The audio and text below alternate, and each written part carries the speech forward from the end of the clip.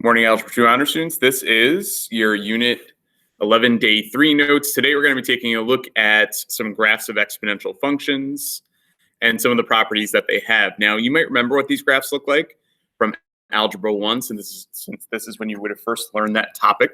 But if you look at the general form we're going to be looking at in our two examples below, we have something of the form y equals b to the x. And it's important to note that that base is bigger than 0 and not equal to 1. In fact, if you had the exponential 1 to the x, it would just be a horizontal line because 1 to any power is 1. So these are kind of the general parameters of how we define that base. But I want you to make the table for y equals 2 to the x that you see right down here, fill in the corresponding values. I do encourage you to try to do it without using a calculator. It's some good exponent practice. And then plot the points and graph the function 2 to the x. I'll also encourage you to try the 1/2 to the x example below it. Fill in the table. If you want to check on the calculator, of course, I encourage you to do that, but see how much you can do without. And then see if you can kind of think about some general properties that these two graphs have, what they have in common, and maybe what some of their differences are. Okay, so once you hit pause and you come back to me, I'm going to start showing you the information in my table here. So here's what I have for the first table up at the top for 2 to the x. So we know that 2 to the negative third is the same as 1 over 2 cubed when I express it as a positive exponent. So we get 1/8 here, and then 1/4 and 1/2. Once I get to 2 to the 0, we know that's 1, and then the positive exponent should be a little bit easier to evaluate. So if you plotted those, you should get a graph that looks something like this. And what I think is important to note is that as I go to the left forever, we're never going to quite reach 0, are we? 2 to the negative fourth would be 1/16, and then 1/32. And, 2 to a negative power is never going to come out to be a negative number or 0 for that matter. So that's kind of an important thing to pay attention to. On the right side, as soon as I get to the positive side, it grows really quickly. And, exponential growth in general, when this base is something like 2 or 3 or 4, we're going to see that pattern such that on the right side, it's going to go up really fast. All right, if I compare that to the graph of 1/2 to the x, here's the table that I created.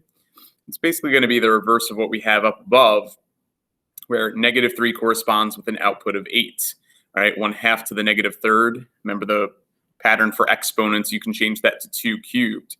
So here are the corresponding y values, and the graph for this one looks like this. So it's decreasing over its domain. We would call this exponential decay when we get into applications later on in the unit. And notice how, again, it's never going to quite reach 0. But this time on the negative side of the graph, it's increasing really quickly. Now, this concept of never quite reaching 0, we've seen that in other functions before. Functions of the form b to the x have a horizontal asymptote at y equals 0. And I think if we even go back to Unit 2, when we were talking about functions of families, this is one of the function families we talked about way back when. And we defined the horizontal asymptote to be y equals 0. I bet you can find it if you looked real hard.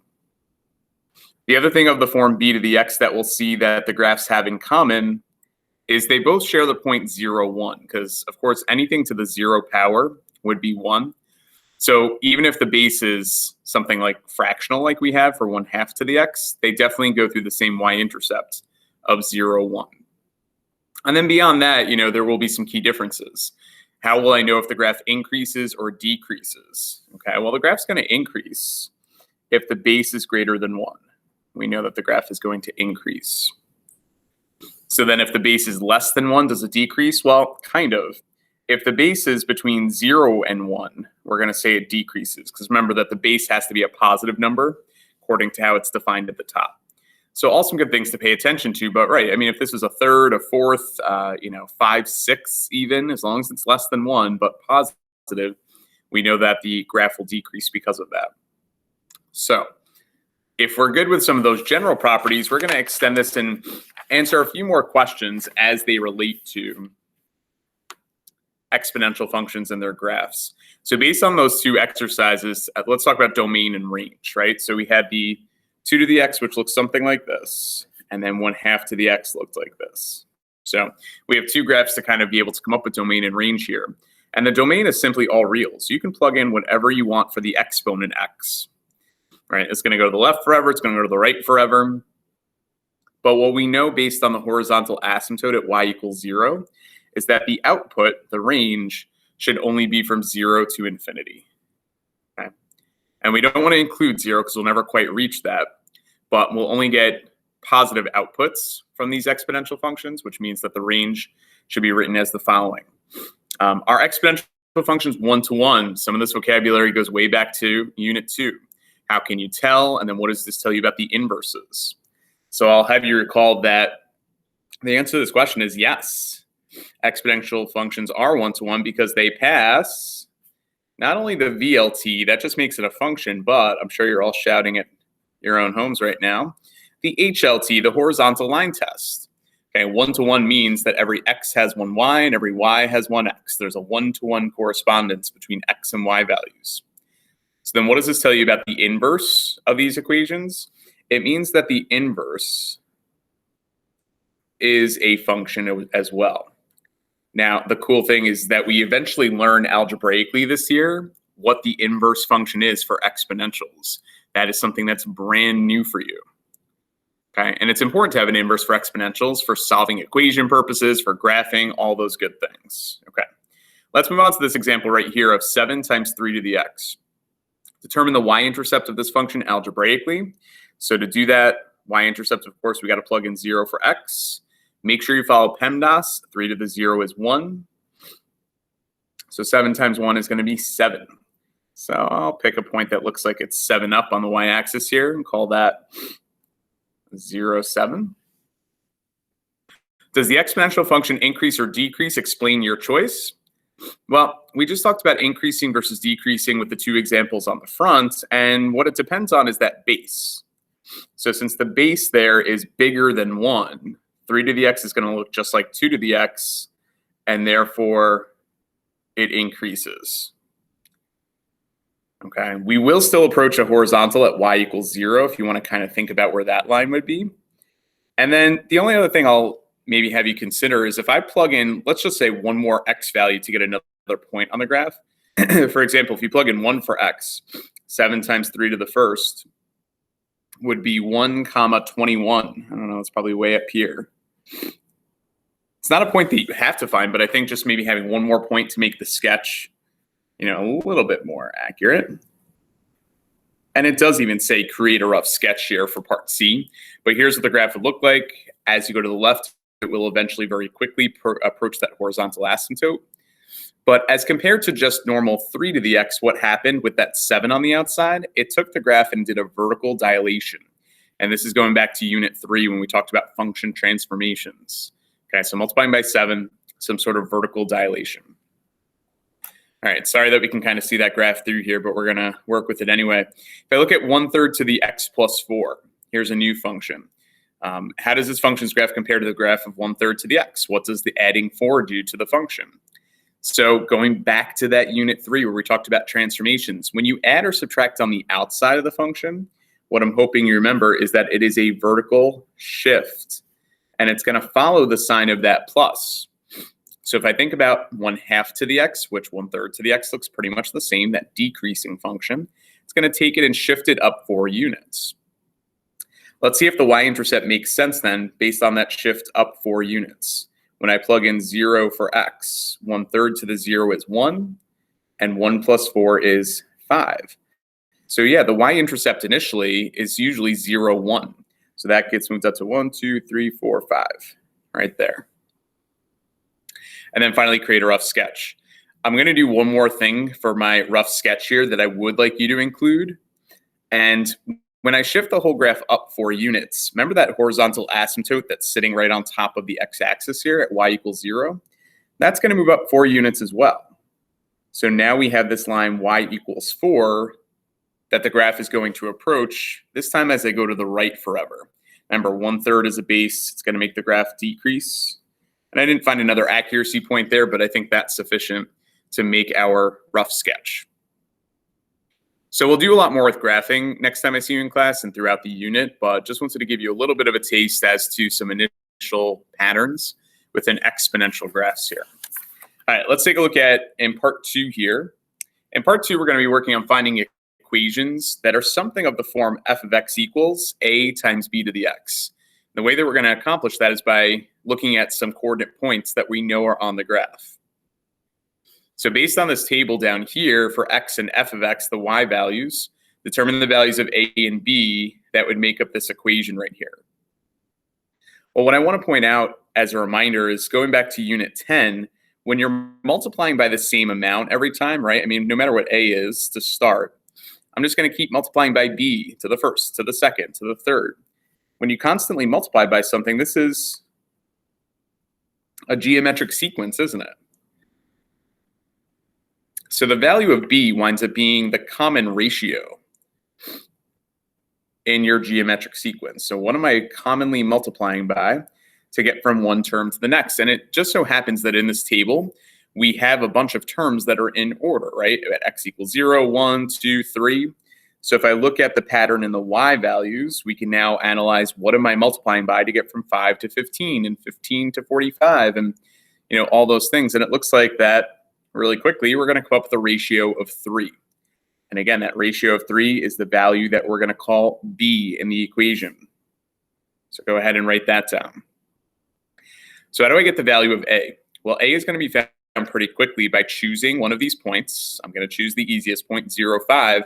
We're going to plug in 0 for x. We're going to plug in 5 for y. So let's do that. Plug in 5 for f of x. Plug in 0 for the exponent. Remember, we know the value of b is 0.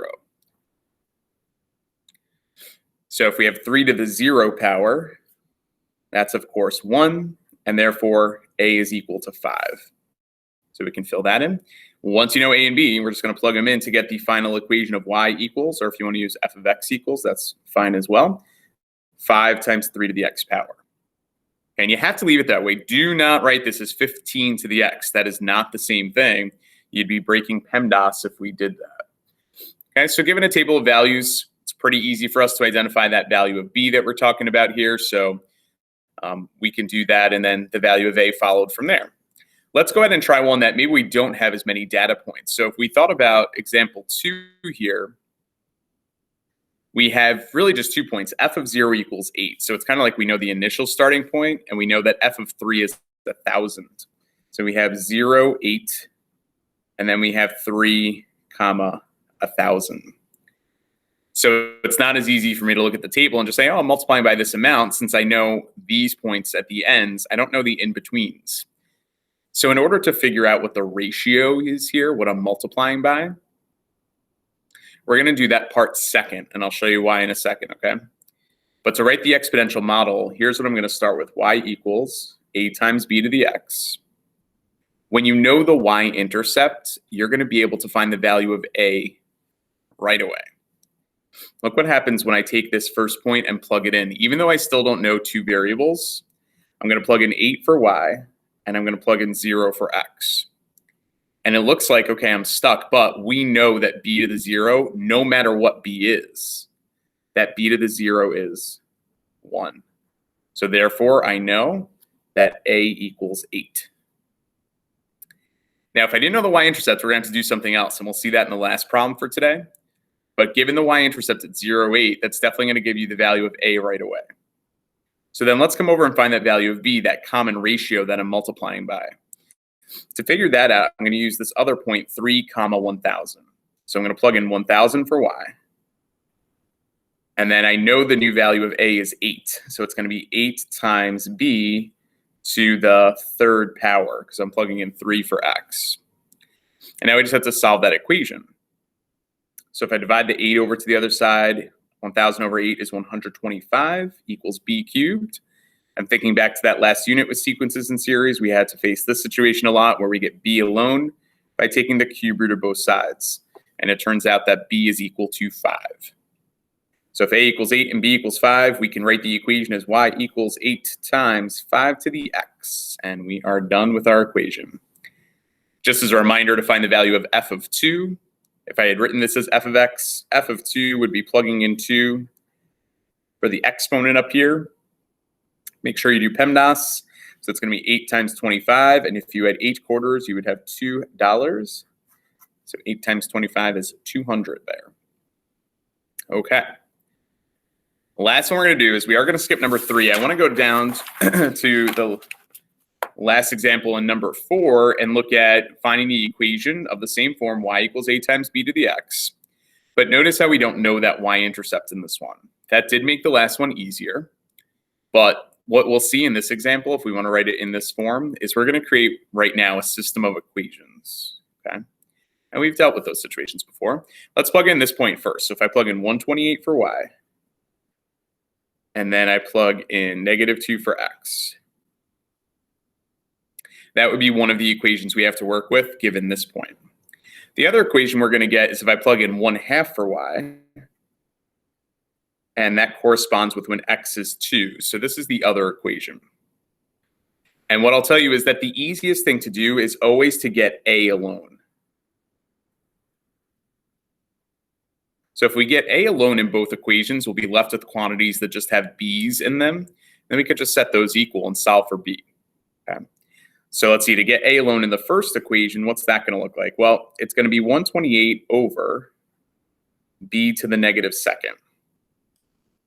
Now keep in mind, when you have negative exponents, we like to write those as positive.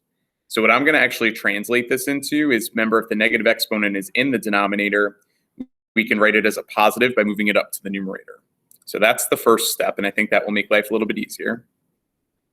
In this equation right here, to get a alone, we're going to wind up dividing the b squared to this side. And when I divide the 1/2 by the b squared, it's going to stay down with the 2. You can almost think of this as multiplying by 1 over b squared. The b squared is definitely going to stay down here with the 2. Well, if a equals this and a equals that, then this and that must be equal. Okay, so set these two things equal, and we're going to solve for b. Let's see what we get when we do that. 128b squared equals 1 over 2b squared. Okay. I'm going to put this side over 1 and kind of quickly cross multiply. So we get 256 b squared and b squared multiplied to b to the 4th equals 1 times 1, which is 1. Divide the 256 over. And then from there, we've got one step. And this looks scary, but we will get a nice answer in the end. Take the 4th root of both sides, and we get that b equals, well, the 4th root of 1 is just 1. 4th root of 256 winds up being 4. So we do get this nice value of b. And then last but not least, we got to go ahead and plug it back in somewhere so we can find the value of a. I'm going to come over here and plug it into this equation because a was equal to 128b squared. So times 1/4 squared. And in order to evaluate this, 1/4 squared is 1/16. So if I do 128 divided by 16 or times 1/16, we get that a equals 8. And then when all's said and done, just make sure that we've done a great work to find a and to find b. Right, the equation is y equals 8 times 1/4 to the x. Okay. All right, last but not least, I'm just going to show you really quickly just to confirm on the calculator that if you go to y equals and you type in 8 times 1/4 to the x, I'm really hoping that in the table I see the 2 points that I have indicated on the graph up here. So in the table, I want to check, is -2 128 on the graph? Sure is. Is 2 comma 1/2 on the graph? Yes. Now we could also hit graph, but we'd have to really adjust the window to see this point way up here. But you can check in a few different ways on the graphing calculator to make sure that this equation does in fact make sense. Okay, that's it for our lesson on exponential modeling with equations here and looking at some graphs to correspond with them. Much more to come with these same types of examples next time I see you in class. Have a great rest of your day.